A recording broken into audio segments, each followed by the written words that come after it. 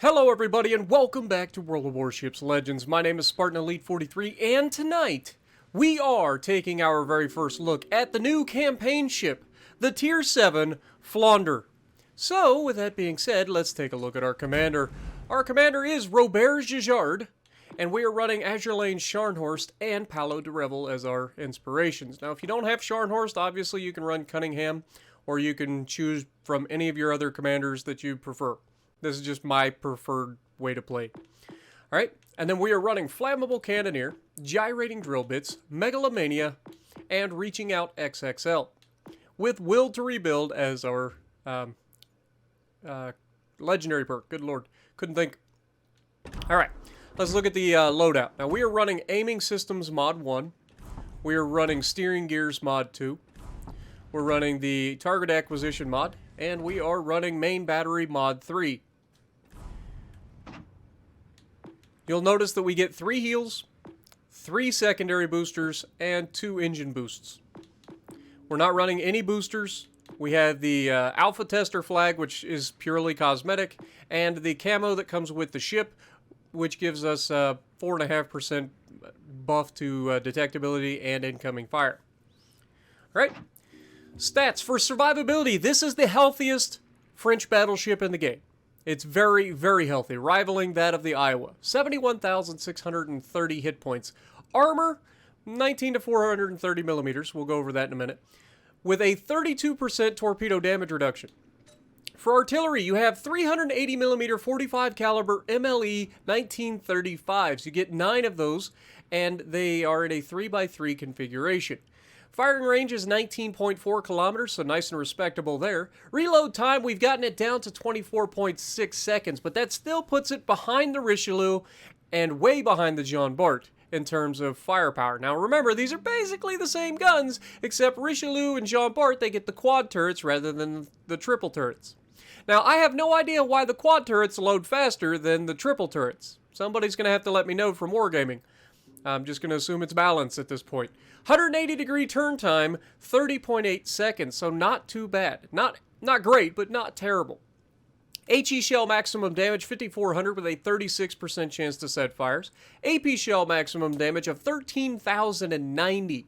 For a 15-inch gun, that is very nice. Like, that's pretty nasty. Secondary armament, you get 100 millimeter 55 caliber CAD. 14 times 2 would be 28 of those, reaching out to 5.2 kilometers and reloading in 3 seconds. They fire HE shells with a maximum damage of 1,400 and a 5% chance to set fires. And then the secondaries that you have, the big ones, are the 152 millimeter 55 caliber MLE 1936s. You get 9 of those in 3 triple turrets that reload in 12 seconds and fire out to 5.2 kilometers. HE shell maximum damage is 2,200 with a 12% chance to set fires. AA defense. You have a pretty decent defense, but not as good as the Jean Bart and Richelieu. 20 millimeter 70 caliber Mark 20s, you get 12 of those, doing 37 damage per second, reaching out to 2 kilometers. Then you have the 40 millimeter 56 caliber Bofors Mark 1 that you get 12 of, doing 68 damage per second, reaching out to 3.5 kilometers. Then you have the 100 millimeter 55 caliber CADs that you get 28 of. Those are dual-purpose secondaries, reaching out to 5 kilometers and doing 207 damage per second. And then you get the 152 millimeter 55 caliber MLE 1936 dual-purpose secondaries that you get 9 of, doing 25 damage per second and reaching out to 5 kilometers. For maneuverability, you get 30.2 knots of maximum speed, even with gyrating drill bits on. That's fantastic. Turning circle radius is 910 meters, and a rudder shift time of 13.3 seconds. All respectable. The turning circle's a little bit slow, but I mean, that's basically, I think it's identical to the Iowas, to come to think of it. So, rudder shift not the greatest, turning circle not the greatest, but very good speed. And remember, this thing gets an engine boost as well, which means you get even faster than that. Alright? Concealment. Detectability by sea is 14.8, which is exactly the same as the Iowa. Detectability by air is 12.4 kilometers. Guaranteed detectability is 2, and detectability while firing in smoke is 14.1. Alright, armor. Now this is where this one actually stands a little bit better than pretty much every other French battleship. It actually has a decent side plating. So this thing has a 50 millimeter side plating. It's got the 32 millimeter bow, which all Tier 7 battleships have. Okay, but it also has 50 millimeters of side plating, which is why this thing actually has a decent amount of, whatchamacallit. It's a decent amount of torpedo protection, right? So I think it was 32%, so pretty solid. Not quite as good as Alabama, Massachusetts, but up there. All right, if we get rid of that, you'll notice that this actually seems to have, I mean, am I wrong? That appears to be a bit of a turtleback armor scheme. Interesting. I could be wrong. Somebody will have to correct me, but it definitely looks like turtleback armor. That nice little cap that goes over the sides and protects some of the citadel above the waterline, which is why this thing is nasty to try to citadel up close and personal. That being said, if you get this thing broadside, you can definitely take citadels. I've already had that happen. Usually through the bow side plating, which is pretty obvious for most ships. But again, you see where the citadel is. It's the same on pretty much every French ship, even Champagne, basically the same. But you guys know the Champagne gets touched. Well, Champagne gets touched so hard because it only has like 30. I think it's 32 millimeters everywhere, whereas this gets that 50 millimeter side plating. And I think that Jean Bart gets 30, 35, something like that. I could be wrong. Either way, fast, above average maximum movement speed. Nimble aim, above average main battery traverse speed. Gives an edge in close quarters combat. And full speed ahead. Can be equipped with engine boost. Flandre, a take on the Alsace, or Alsace. I think it's Alsace. We'll just call it the Alsace, Alsace. We'll call it the Alsace class battleship project, with her main guns placed in triple turrets and differently arranged AA armament. She was designed in 1952, though she was never built. So let's take a look at her. She's a good-looking ship, I'll be honest. She's very nice to play, but she does have a little bit of a quirk to her, so I'll get over that when we get into the gameplay. But I mean, she is a good-looking ship, despite the fact we're back on. Look, I love the Japanese port. I just wish it wasn't completely and utterly saturated with pink light. Like, I want to see the sakura, the cherry blossoms, which is what we're seeing, the pink trees. But give me a little bit of, a little bit of better lighting. All right? I hate this lighting for this port. It's one of the worst. But with that being said, let's get to the gameplay. Alrighty, so we're going to be on Northern Waters, and this is literally my very first game in this ship, okay? I wanted to showcase this one. I did play several other games in the ship to kind of get a feel for the ship, and I wanted to show this one because I wanted to show what this ship is capable of when the shells behave. And that's a big win, because it doesn't always go like that. If anybody has ever played the Richelieu or the Jean Bart, you know exactly what I'm talking about. The French shotgun. It can be amazing. The French magic bullets are real in this thing, as we're going to demonstrate in this match. Absolutely nasty when they actually go where you want them to. They're very, very decent ballistics as well. You don't have to lead them. Though they are a bit flat on the trajectory, so you will end up not being able to shoot over some things, which could be problematic. However, this, just like the Jean Bart and the Richelieu, this is a flanking battleship. It is fast. It is tough when bow in. Don't necessarily give up your broadside to try to get that rear turret involved, okay? Yes, you can, and yes, it is very effective when you can do it. And this thing has the side armor to angle and tank shells. Like, you will bounce and ricochet a lot of stuff off the side of this thing if you do it correctly. However, very first shot out, beautiful look at a broadside Bismarck, long range. Look at that dispersion. Not that bad. It's mostly horizontal, which is the dispersion you want when shooting at the broadside of a ship. And there you have it. First salvo out of the gate, 17,000 damage done. Flandre sends a shot back at us. What do we get? Nothing. He bounces and shatters off us, does no damage. And that just showcases what this thing is actually capable of. You can tank shells, and surprisingly, a lot of shells tend to bounce or ricochet even when they hit the deck on this thing. It surprised the crap out of me. Kind of reminds me of Iowa in that respect. And I keep mentioning Iowa because, I mean, these ships are very similar in terms of overall construction, even though the Iowa has better guns, in my opinion. But these 15-inch guns, do not sleep on these 15-inch guns. These will make you hurt real bad, as we're about to beach broadside on in front of everybody. But we scored a citadel, and we blapped that man. And I apologize. I know there's been some people saying, Spartan, you gotta find another word for when you smack somebody. Okay, we smacked that man. Is that better than blapped? But either way, the York definitely felt that. But that's nothing in comparison to what we're about to do to him again. This man's like, I gotta get away from this. I was not expecting to take that kind of damage, and before he even knows what hit him, pow! He's gone. He's just gone.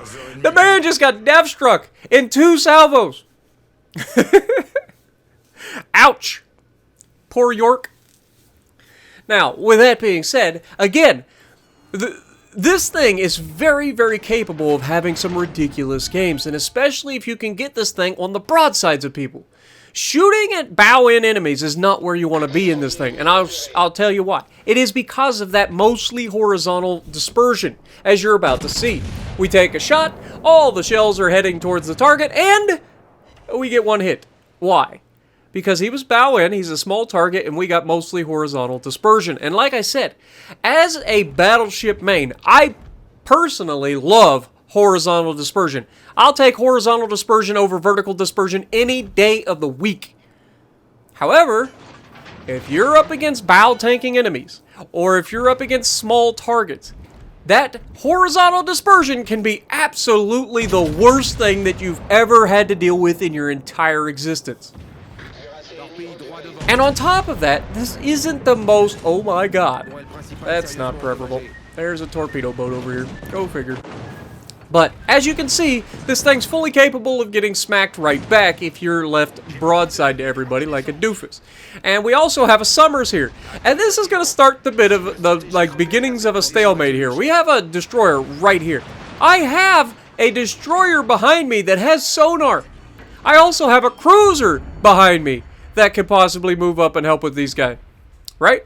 Like, look at, you can see, I'm looking behind me. I've got a Moss. I've got a freaking Fiji. I'm like, oh my god, I've got 2 great ships to counter this destroyer. Maybe I can get some support. And then the Bismarck is coming out broadside at 6 kilometers. You can see torpedoes going past this. That's preferable. I actually shoot this shot a little early, and we're not going to get much out of it. Why? Because they ghost shelled. Why did they ghost shell? Because I actually shot through the island, so those shells were actually null. And that is a glitch that has been a thing since the dawn of time. And I think it's on PC as well. I think it's actually something in the coding that the developers cannot fix. I've brought it up to them, and they've said that there's nothing that they can do about it. So, it's unfortunate, but it is a thing. But I do like to point it out when it happens to me in a game so that you guys know that when it happens to you, what it actually is. It isn't that your shells are actually getting to the target and not doing anything. It's that your shells shouldn't have gotten to the target to begin with because they should have been eaten by the island. And so when the game recognizes there's been a collision with the island, the shells are no longer valid. They just don't exist. So even though you see them, they don't actually exist, which is why you can see them actually splash into a ship. But there, once again, you see me shooting at a destroyer and only getting 1 hit with a battleship at close range. And you know torpedoes are coming. That's a Summers. He's get 15 torpedoes. You don't want to be sticking around to find out exactly what he's got in play or planned for you. Now, I thought that this Bismarck would be dead by now. Like, I'm not gonna lie. This guy has survived a lot longer than I wanted him to. However, he's broadside again. He's not surviving that shot. Period. We only needed 1 penetration to actually finish him off. But we've got the Flandre out here. He's turned away. He's going to start kiting. We've got the North Carolina on my right, and we've got another Flandre over there in the middle of the map. So a lot of people taking this ship on day 1, and I can't say that I blame you. And I'm one of them. I actually went out and bought this thing myself, 27,500 gold. Good God. Do I recommend buying this ship for 27,500 gold? No. Do I recommend buying this ship for 2,500 gold and getting the campaign with the Admiralty backing? Absolutely. If you pass on the ship for 2,500 gold, like, you're going to regret it, because it is a solid ship. It's not the best ship. I'm not out here saying it's the greatest thing that's ever sailed the seas. It's not a Jean Bart. It's not nearly as good as the Jean Bart, but it is a solid ship, and for a premium tier 7 battleship, it's solid. Like, you're gonna have a good argument for Alabama, Massachusetts, Tirpitz. Even though personally I don't like the Tirpitz as much, even though I did have my highest base XP game ever in the Tirpitz. But for a premium tier 7 battleship, it's solid. Like, it really is. It's gonna be a decent moneymaker for you if you can get the quirks down. And remember, like I said, it's got awful horizontal dispersion, but if you're shooting at the broadside targets, that horizontal dispersion is absolutely a godsend, because it means that you don't have to be the best shot.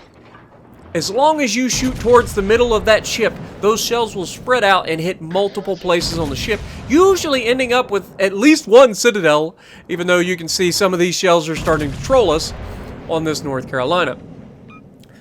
But as I've said, this ship is troll. It is a French battleship, and if you've never played a French battleship and this one is your first, it's not a bad choice. It's not the Jean Bart, but if this is your first French battleship, you're just going to have to learn that horizontal dispersion is a thing. There are shots that you take out of this thing, and as you can see, we're starting to get a lot of vertical dispersion all of a sudden too, which is where you're missing long and short, which is the most frustrating part of this game. But it doesn't matter. North Carolina goes down. We've done a solid job of sitting here, tanking, doing everything we can. We had a Bismarck shooting at us. We had the Summer shooting torpedoes at me. We had the North Carolina shooting at us with HE, which was hilarious. We had a Flandre shooting at us. We had all of these things, and we're still here.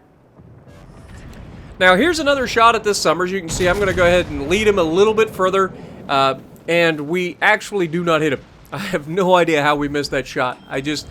We went dark, I aimed a little further, but yeah, didn't hit him at all, which was kind of surprising. But our team has won the other flank. We have done enough to hold these guys up, and sometimes that's all you need to do.